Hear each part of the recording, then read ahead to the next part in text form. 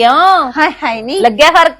स्वाद ही आ गया नी। तू तो जन्नत दिखाती मैनू। मेरे तो मोढे जुड़े पे सी। दादा मैंने मैं कल दी कही जाती सी मेरे को गेड़ा मार जी तू तो आई हुई नहीं।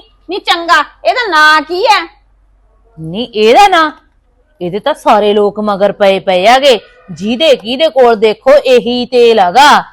हाँ एदा ना तो दस दे फिर की है? हाँ ਇਹਦਾ ਨਾਮ ਹੈਗਾ ਹੈਮਰਲੀਫ ਆਇਲ।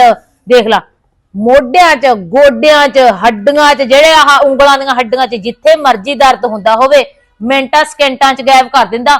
ਹਾਂਜੀ ਜੇ ਤੁਹਾਨੂੰ ਵੀ ਇਸ ਤੇਲ ਦੀ ਲੋੜ ਆ ਨਾ ਨੀਚੇ ਆਪਣਾ ਨੰਬਰ ਚੱਲ ਰਿਹਾ ਨੰਬਰ ਤੇ ਕਰੋ ਕਾਲ ਤੇ ਆਰਡਰ ਮੰਗਵਾਓ। डिलीवरी फ्री आ कले तेल दे पैसे देने पैणगे ਐਵੇਂ ਨਾ ਗੋਡੇ ਮੋਢੇ ਕਰੀ ਜਾਓ।